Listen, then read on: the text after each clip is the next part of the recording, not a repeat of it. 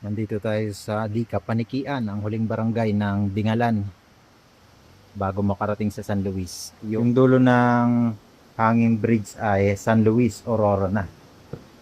Dito sa likod natin ay Dika, ang huling barangay ng Dingalan.